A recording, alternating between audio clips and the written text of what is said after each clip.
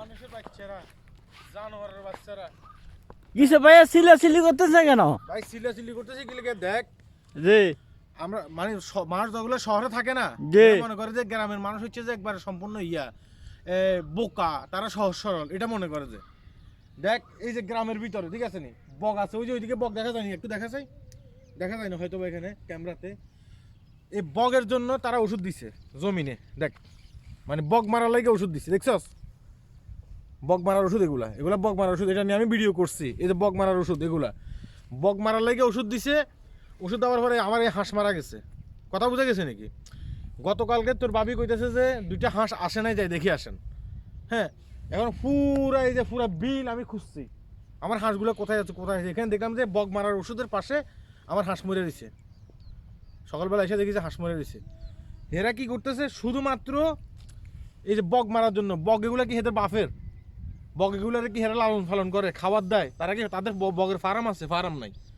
হ্যাঁ, এই যে পুরা মানে বিলের ভিতরে বগ মারতে যায়, এরা হাঁস মারি ফেলাইতেছে। এগুলো আমাদের প্রশাসন দেখে না, বাংলাদেশের প্রশাসন এগুলো দেখে না। যদি বাংলাদেশের প্রশাসন এগুলো দেখতো, তারা কখনো ঠিক আছে নি এইভাবে মানে জমিনে নাইমে হ্যাঁ আবার হাঁস শিকার করতে পারতো না, বগ শিকার করতে পারতো না, বগের লাগে ওষুধ দিয়ে হাঁস মারতো না, এভাবে হইতো না। কথা বুঝা গেছে নি? এই যে বগ মারতে যাই আজকে আমার কত সুন্দর তন্তাজা হাঁস, তোর ভাবি এখনো জানে না, ঠিক আছে নি? আমি জমিনে আইছি দেখি যে আমার হাঁস মারা গেছে, এটা আর কি। আর একটা হাঁস খুঁজে পাইতেছি না, সেটা কোন জায়গায় আছে, কেটা কেউ নাকি সেটাও মারা গেছে, এটা আমি মানে বুঝতেছি না আর কি।